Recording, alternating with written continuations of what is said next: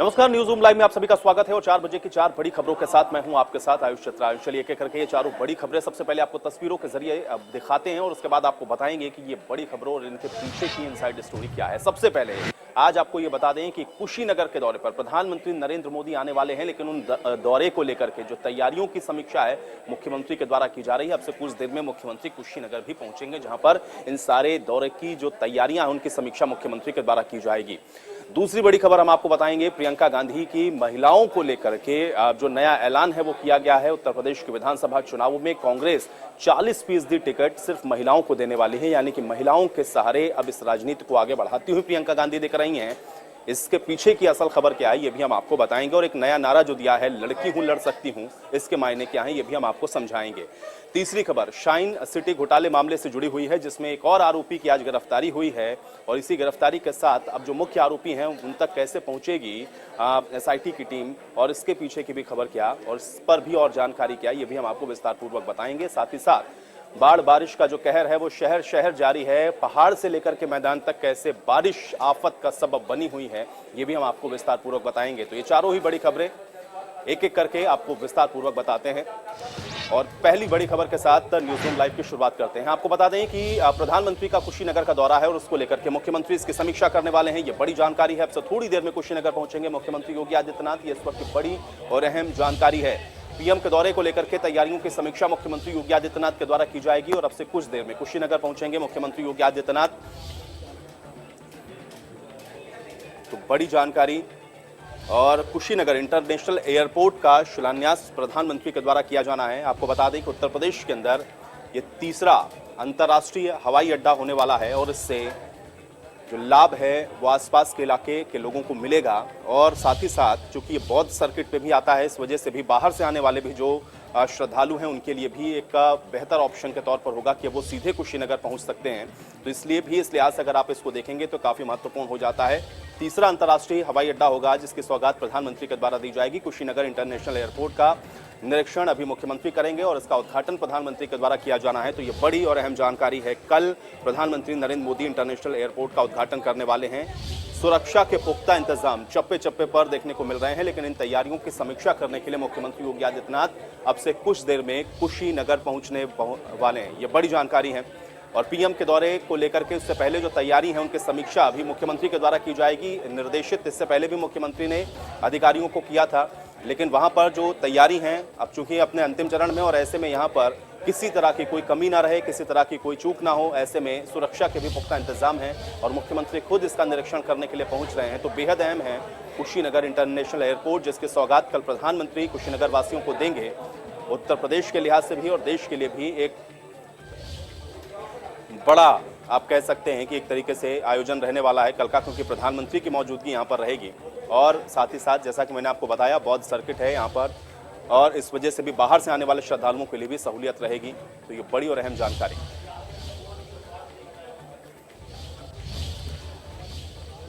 और इसी पर बातचीत करेंगे। रजनीश हमारे साथ जुड़ रहे हैं हमारे सहयोगी बातचीत करने के लिए। रजनीश, बेहद महत्वपूर्ण है क्योंकि अब से कुछ देर में मुख्यमंत्री कुशीनगर पहुंचने वाले हैं। कल प्रधानमंत्री आएंगे, कुशीनगर इंटरनेशनल एयरपोर्ट का उद्घाटन करना है। क्या जानकारी आपके पास और कितना महत्वपूर्ण इसको मानते हैं आप?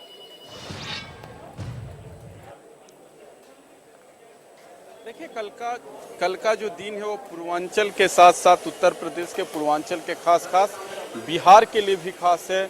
उसका कारण यह है कि यहाँ से कुछ किलोमीटर बाद बिहार की सीमा स्टार्ट हो जाता है। कल यहाँ प्रधानमंत्री मोदी लगभग 57 एकड़ में बने हुए एयरपोर्ट का लोकार्पण करेंगे, जो अंतर्राष्ट्रीय एयरपोर्ट होगा। मुख्यमंत्री कुछ ही देर में हम कार्यक्रम स्थल पर हैं, बौद्ध के परिनिर्वाण स्थल पे, जहाँ पे यहाँ 1 घंटा 10 मिनट लगभग प्रधानमंत्री मोदी समय व्यतीत करेंगे। यहाँ जाके जो उनका परिनिर्वाण स्थल है वहाँ उनका बौद्ध पद्धति से पूजा भी करेंगे, पूजा अर्चना भी करेंगे और यहाँ पे श्रीलंका से लेकर थाईलैंड, कंबोडिया के भी प्रतिनिधिमंडल, शिष्टमंडल, जिनकी संख्या लगभग 150 बताई जा रही है, वो प्रधानमंत्री के साथ कार्यक्रमों में शरीक होंगे। उनके साथ उनका नाश्ता भी होगा।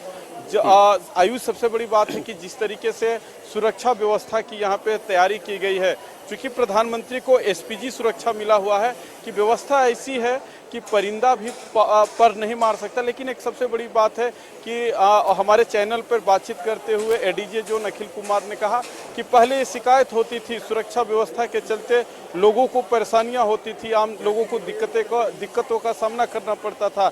लेकिन इस बार हमने ऐसा व्यवस्था किया है कि आम लोगों की कोई परेशानी नहीं होगी। उन्होंने कुछ यहाँ के लिए खास प्लान तैयार किया, वो लगातार वो अधिकारियों को निर्देशित कर रहे थे, अपने अधीनस्थ अधिकारियों को कैसे करना है कि यहाँ के आम लोगों को भी कोई परेशानी ना हो।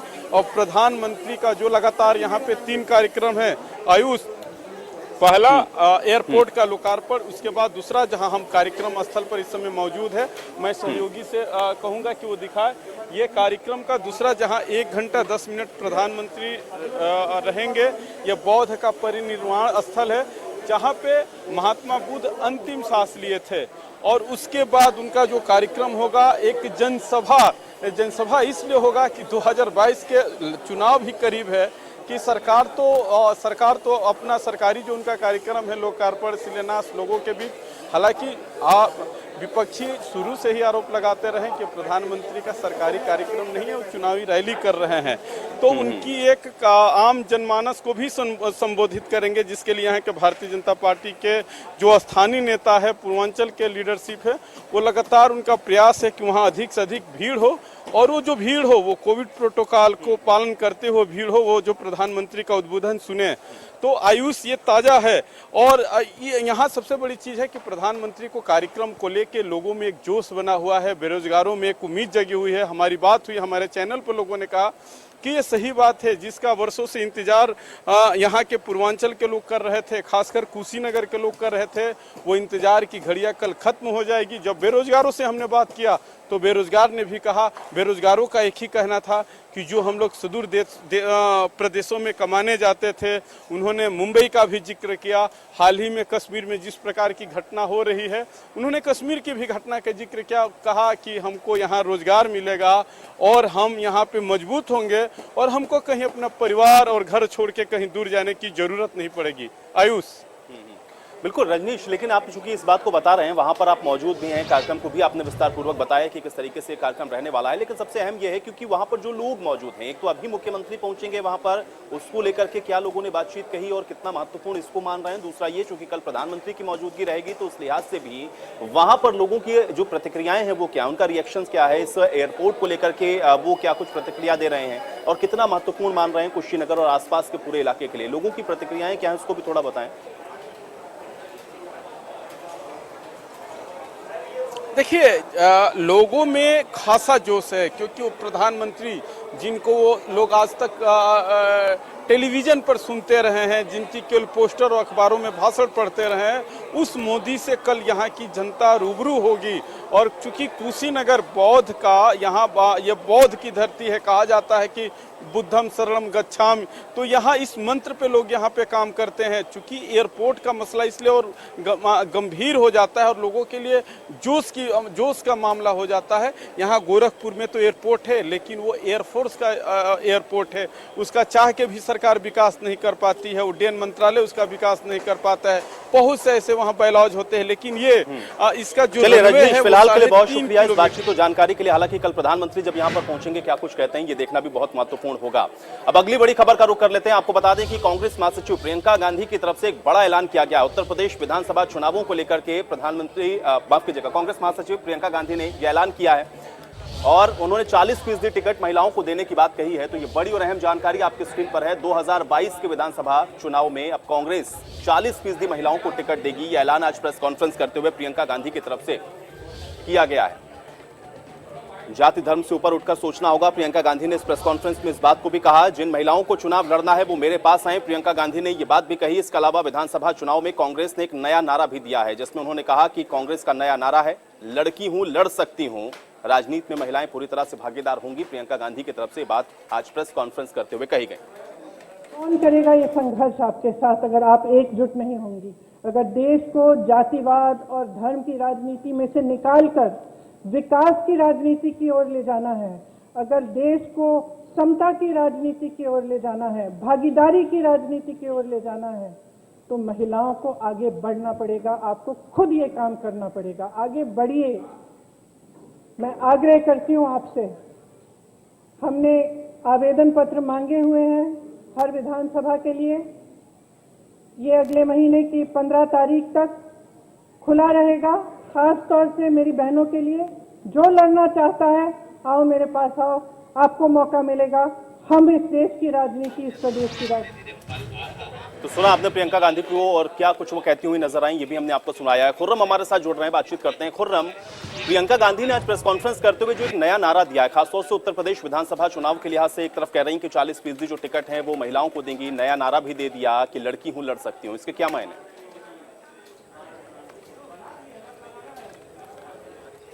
देखिए, साफ है कि प्रियंका गांधी ने अपने मुताबिक मास्टर स्ट्रोक खेलने की बात कोशिश करी है।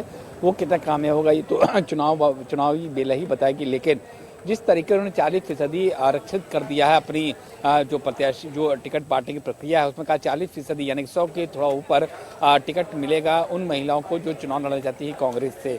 दूसरी बात यह है कि जब वो इस बात का ऐलान कर रही थी तो उन्होंने हाथरस का जिक्र किया कि मैं उस महिला के साथ भी, उस लड़की के साथ भी खड़ी हूँ। फिर उन्होंने लखीमपुर का जिक्र किया कि जब मैं लखीमपुर जा रही थी तो सीतापुर जब मैंने डिटेन किया गया तो जो 2 कांस्टेबल मुझको रोक के रखी थी, मैं उनको भी बताती हूँ, प्रेरणा बताती हूँ इस फैसले का।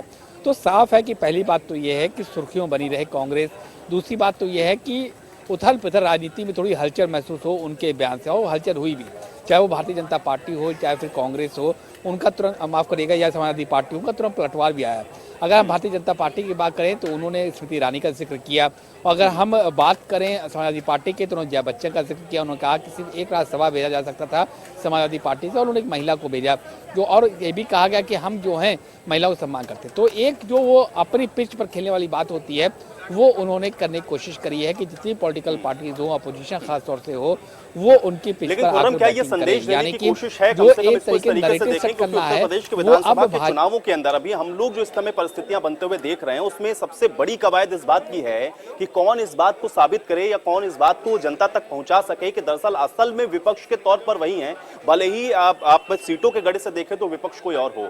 क्योंकि जब ये लोगों के जहन के अंदर बैठ जाएगा कि हाँ ये विपक्षी के तौर पर लड़ रहे हैं, तो फिर जो वोट है उसको आप कन्विंस कर सकते हैं। क्या प्रियंका गांधी उसी कवायद में या उसमें कुछ आगे बढ़ती हुई, क्योंकि जिस तरह से वो फैसले ले रही हैं, क्या इसको आप देखेंगे किसका इंपैक्ट पड़ेगा उत्तर प्रदेश की राजनीति में? खुर्रम, बिल्कुल बढ़ेगा, क्योंकि देखिए जब हेडलाइंस की बात आती है तो कौन सी पार्टी हेडलाइन में ज़्यादा रहती है, बड़ा मायने रखती है चुनावी बेला में। और प्रियंका गांधी लगातार हेडलाइन में है भी, चाहे वो लखीमपुर की बात कर लीजिए, चाहे हाथरस की बात कर लीजिए, वो लगातार हेडलाइन बनी रही। और अब आप देखें तो जिस तरह उन्होंने ऐलान किया, आधी आबादी कही जाती है महिलाओं को, और उनको हमेशा शिकायत रहती है आम जनता को या महिलाओं को कि उनको उतनी रिप्रेजेंटेशन नहीं मिलता है लोकसभा या फिर विधानसभा में। तो इसी बात को पकड़ा है प्रियंका गांधी ने, क्योंकि अगर महिला को टिकट जाता है तो महिला अकेले, अगर महिला कैंडिडेट है तो जाहिर सी बात है उसके साथ बहुत से लोग जुड़ सकते हैं। दूसरी खास बात यह है कि जैसे मैंने पहले कहा कि ये हेडलाइन में आने की पूरी पुरजोर कोशिश है कि हम चर्चा में बने रहें और नैरेटिव नहीं सेट हो बल्कि साथ में पिच भी सेट हो, यानी कि आप हमारे पिच पर आके खेलिए। तो वही काम उन्होंने किया है 40% का ऐलान करके। उन्होंने ये भी कहा है कि जब हम 40% दे सकते हैं तो सवाल ये उठाया कि तो बाकी पार्टीज क्यों नहीं दे सकती हैं, ये सवाल जाएगा। बार बार बातें आती है, आप ट्रिपल तलाक का देखिए तो कहा जाता है कि मुस्लिम महिलाओं को, आधी आबादी को इज्जत दिलाई नरेंद्र मोदी की गवर्नमेंट ने ट्रिपल तलाक को ख़त्म करके। ठीक उसी तरीके से उनका ये कहना है कि जो भी अच्छी महिला होंगी उनको हम विधानसभा भेजेंगे अगर वो हमारे साथ आती हैं। यानी कि उन्होंने कहा है कि महिलाओं के लिए दरवाजे खुल गए हैं कांग्रेस के लिए, आप आइए, टिकट का आवेदन करिए, टिकट आपको मिलेगा। लेकिन जो सबसे बड़ी बात है, क्या जो सीएम कैंडिडेट होगा वो भी एक बिल्कुल खुर्रम, और इन सब के लिए अभी इंतजार करना पड़ेगा, क्योंकि अभी जैसे जैसे चुनावों की तारीख और नजदीक आएगी या फिर जब ऐलान होगा उसके बाद देखना होगा कि पल पल जो रणनीतियां बदल रही हैं उसमें कौन सी पार्टी सफल होती है। बहुत शुक्रिया हमारे साथ जुड़ने के लिए इस बातचीत के लिए। और अब अगली बड़ी खबर का रुख कर लेते हैं। शाइन सिटी घोटाले मामले से जुड़ी हुई ये बड़ी जानकारी है। आज इस पूरे मामले में एक और गिरफ्तारी हुई है, तो ये बड़ी और अहम जानकारी आप तक हम पहुंचा रहे हैं। शाइन सिटी घोटाले के मामले में एक और गिरफ्तारी हुई है। राजीव सिंह के बाद मीरा श्रीवास्तव को गिरफ्तार किया गया है। झारखंड के धनबाद से मीरा की गिरफ्तारी हुई है। कंपनी के डायरेक्टर अमिताभ श्रीवास्तव की पत्नी है मीरा श्रीवास्तव, जिनको गिरफ्तार किया गया है झारखंड से। झारखंड के धनबाद से गिरफ्तारी हुई है। वाराणसी लाने के बाद अब इनको भी कोर्ट में पेश किया जाएगा और यहां पर भी गिरफ्तारी करने वाली टीम को सम्मानित किया जाएगा। तो ये बड़ी जानकारी है। झारखंड के धनबाद से सीमा श्रीवास्तव की गिरफ्तारी हुई है। सीमा श्रीवास्तव, आपको बता दें कि कंपनी के डायरेक्टर अमिताभ श्रीवास्तव की पत्नी है और उनकी गिरफ्तारी हुई है वाराणसी। अब इनको लाया जाएगा, कोर्ट में पेश किया जाएगा। ये बड़ी और अहम जानकारी है। शाइन सिटी घोटाले मामले से जुड़ी हुई एक और गिरफ्तारी हुई है। और बातचीत करते हैं, पंकज हमारे साथ, हमारे सहयोगी जुड़ रहे हैं बातचीत करने के लिए। पंकज, एक और गिरफ्तारी हुई है, मीरा श्रीवास्तव को गिरफ्तार किया गया है, क्या जानकारी? जी, आपको बताना चाहूंगा कि ये बनारसी कमिश्नरेट पुलिस द्वारा एक चौथी गिरफ्तारी हुई है, माफ कीजिएगा चौथे स्टेट की गिरफ्तारी हुई है।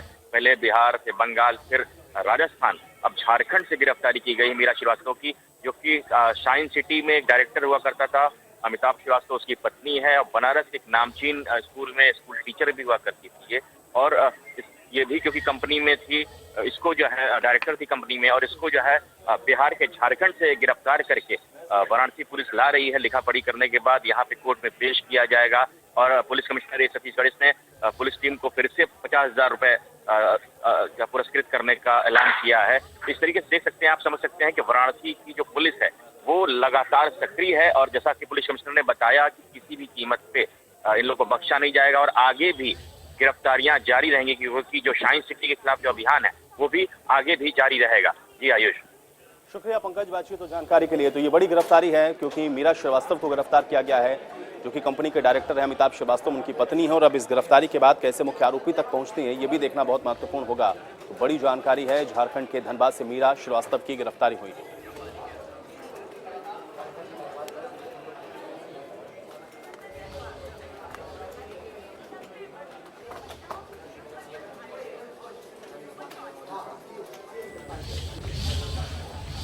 और चलिए इसी के साथ एक बड़ी और अहम जानकारी मिल रही है। मुख्यमंत्री योगी आदित्यनाथ कुशीनगर पहुंच चुके हैं, ये इस वक्त की बड़ी और अहम खबर है। तो बड़ी जानकारी आप तक पहुंचा रहे हैं। मुख्यमंत्री योगी आदित्यनाथ कुशीनगर पहुंचे हैं। प्रधानमंत्री कल यहां पर पहुंचने वाले हैं। उन कार्यक्रम की तैयारियों का जायजा लेने के लिए मुख्यमंत्री पहुंचे हैं कुशीनगर। ये बड़ी और अहम खबर है। पीएम के कार्यक्रम स्थल के निरीक्षण मुख्यमंत्री के द्वारा किया जाएगा। तो ये बड़ी और अहम जानकारी, कल प्रधानमंत्री पहुंच रहे हैं। मंत्री नंद गोपाल नंदी भी सीएम के साथ मौजूद हैं। कार्यक्रम की तैयारियों को लेकर के अब समीक्षा बैठक मुख्यमंत्री के द्वारा की जाएगी, क्योंकि फाइनल तैयारी और उसकी समीक्षा कल, चूंकि प्रधानमंत्री का यहां पे पहुंचने का कार्यक्रम है, अब स्थलीय निरीक्षण भी मुख्यमंत्री के द्वारा किया जाएगा कार्यक्रम स्थल का। बड़ी जानकारी है। कुशीनगर पहुंच चुके हैं मुख्यमंत्री योगी आदित्यनाथ। कल आपको बता दें कि कुशीनगर इंटरनेशनल एयरपोर्ट का उद्घाटन प्रधानमंत्री के द्वारा किया जाएगा। एक बड़ी सौगात है कुशीनगर वासियों के लिए। और साथ साथ आप देखें तो आसपास या पूर्वांचल या बिहार के भी कई जिले ऐसे हैं जिनको सीधा लाभ इसका मिलेगा। और उत्तर प्रदेश के लिहाज से भी आप देखें तो ये तीसरा अंतर्राष्ट्रीय हवाई अड्डा उत्तर प्रदेश को मिलने वाला है। इससे पहले बनारस, लखनऊ और अब कुशीनगर में इंटरनेशनल एयरपोर्ट, जिसकी सौगात कल प्रधानमंत्री के द्वारा दी जाएगी। और कार्यक्रम स्थल की तैयारियों का जायजा लेने के लिए मुख्यमंत्री पहुंच चुके हैं कुशीनगर। ये बड़ी जानकारी है। प्रधानमंत्री अब से कुछ देर में मुख्यमंत्री अब से कुछ देर में आपको बता दें कि यहां पर एक बैठक भी करेंगे, जहां पर अधिकारियों के साथ ये बैठक होगी और समीक्षा की जाएगी। और कल प्रधानमंत्री यहां पर पहुंचेंगे। रजनीश हमारे साथ लगातार बने हुए हैं, कार्यक्रम स्थल पर ही रजनीश मौजूद हैं। रजनीश, मुख्यमंत्री पहुंचे हैं, क्या जानकारी? मुख्यमंत्री बस कुछ ही देरों में देखिए जिस तरीके से वहाँ सिक्योरिटी में, उनकी सुरक्षा में हरकत हो रही है लगातार, जिस तरीके से मुख्यमंत्री बस कुछ ही देर में उस कार्यक्रम स्थल पे आएंगे जहाँ प्रधानमंत्री मोदी को 1 घंटा 10 मिनट टाइम एक्सपेंड करना है। यहाँ पे पूरी तैयारियां है। वहाँ पे खुद एडीजी जोन अखिल कुमार उनके गेट पे खड़े हैं, उनको लेके साथ आएंगे। और यहाँ पे क्या क्या है, क्या क्या कमियां रह गई है। हालांकि जिस तरीके से यहाँ पे अधिकारी, जिस तरीके से यहाँ लगातार काम चल रहा है, ये तो तय है कि कार्यक्रम होने तक कुछ काम बचेगा नहीं। जिस तरीके से आप देख सकते हैं यहाँ लगातार लोग काम कर रहे हैं, जिस तरीके से यहाँ पे लोग व्यवस्था में बने हुए हैं, तो ये तो तय है। लेकिन चूंकि तैयारी है, ये लगातार चलती रहेगी और कहीं इन तैयारियों में कोई कमी न रह जाए, कोई खामियां न नजर आए। खुद चूंकि मुख्यमंत्री एक प्रधानमंत्री का प्रोटोकॉल होता है और जो सामने जो दिखाई दे रहा है पे जहां सुरक्षा कर्मी खड़े हैं, वहां से वो एंट्री करेंगे। बस कुछ ही पल में वो लाइव हम अपने दर्शकों को तस्वीर दिखाएंगे, जो वो यहाँ पे तैयारियों का वो जायजा लेते हुए नजर आएंगे। जी आयुष। बिल्कुल रजनीश, लेकिन मुख्यमंत्री अधिकारियों के साथ भी समीक्षा बैठक करने वाले हैं, यानी कि अधिकारियों के साथ भी ये चर्चा होगी कि किस तरीके से जो तमाम तैयारियां हैं उनको असल रूप में वहां पर ग्राउंड पर भी देखने को मिले या उनको सुनिश्चित किया जाए। ये जो बैठक है ये कब होनी है और इसके अलावा मुख्यमंत्री आज क्या क्या यहाँ पर करने वाले हैं, थोड़ा उसको भी डिटेल में समझाएं। देखिए मुख्यमंत्री की जो यहाँ पे कार्यक्रम है, देखिए मैं दिखा रहा हूँ अपने सहयोगी से कहूँगा कि एक तरफ आप बाएं तरफ दिखाइए अपने, लगातार जिस तरीके से हरकत हो रही है अधिकारियों में, चूंकि अधिकारी ही पूरी टाइम की कार्यक्रम की प्लानिंग करते हैं, तो कार्यक्रम जो इन लोगों की समीक्षा बैठक होगी उसमें अधिकारी ही बता पाएंगे कि क्या कमियां अब तक रह गई है, कितने घंटे की मोहलत। अब चूंकि मुख्यमंत्री का समीक्षा करने का एक अपना अंदाज होता है, तो वो तो तय है, जो कमियां रह गई होगी उसके लिए वो एक टाइम देंगे और उस तय टाइम के अंदर इन लोगों को तैयारी पूरी करनी पड़ेगी। मैंने कहा कि जिस तरीके से अभी भी आप देख सकते हैं कि लगातार जिस तरीके से सुरक्षाकर्मी मुस्तैद नजर आ रहे हैं, बस कुछ देर में जो हरकत बता रही है, आप देख सकते हैं लाइव स्क्रीन पे तस्वीर कि जिस तरीके से यहाँ अधिकारियों में हरकत हुई है। लगातार उनको, एक तरफ अखिल कुमार खड़े हैं, दूसरी तरफ आईपीएस रैंक के ही आईएएस अधिकारी खड़े हैं कि मुख्यमंत्री आएंगे कार्यक्रम स्थल पे जरूर, लेकिन यहाँ कोई उनका ये प्रोटोकॉल नहीं है कि किधर जाएंगे, जो कार्यक्रम स्थल है। चलिए रजनीश, आप हमारे साथ बने रहिए, आगे भी हम आपसे अपडेट लेते रहेंगे। चूंकि मुख्यमंत्री पहुंचे हैं, कल प्रधानमंत्री का भी कार्यक्रम है, वहां की पल पल की अपडेट हम आप तक पहुंचाएंगे। लेकिन एक और बड़ी जानकारी आपको बता दें कि लगातार बारिश उत्तर प्रदेश के अंदर भी कहर बरपा रही है। पहाड़ी इलाकों में तो लगातार बारिश जारी है, लेकिन उत्तर प्रदेश के भी कई जिले इस बारिश से बुरी तरह से प्रभावित हो रहे हैं। कुछ तस्वीरें हम आपको दिखाते हैं, लखनऊ, लखीमपुर, बहराइच और बिजनौर की तस्वीरें आप देख सकते हैं कि किस तरह से यहां पर भी जो बाढ़ और बारिश है वो आफत का सबब लोगों के लिए बनी है।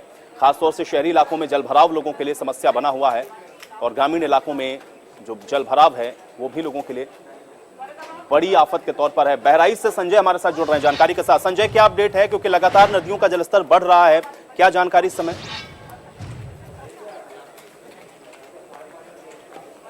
आयुष, देखिए मैं आपको बता दूं कि लगातार ये जो 3 दिनों से जो बेमौसम जो बरसात हो रही है वो कहीं न कहीं एक आफत लेकर के आई है और इसको आफत का ही बरसात कहा जाएगा, क्योंकि लगातार इस बरसात की वजह से एक तरफ किसानों की जो फसलें हैं, वो जो लहलहाती फसलें थी वो पूरी तरीके से बर्बाद होने के कगार पर पहुंच गई हैं। चाहे वो धान की फसल हो, केले की फसल हो या गन्ने की फसल हो, पूरी तरीके से वो जमींदोज हो चुकी है। लगातार जो फसलें हैं वो पानी में लेट गई हैं। ऐसे में जो किसानों की जो फसलें हैं वो बर्बाद होने का बिल्कुल एकदम खतरा मंडराने लगा है। दूसरी तरफ अगर हम बात करें तो इस बारिश की वजह से बहुत शुक्रिया इस बातचीत और जानकारी के लिए। तस्वीरें एक बार फिर से आपको दिखाते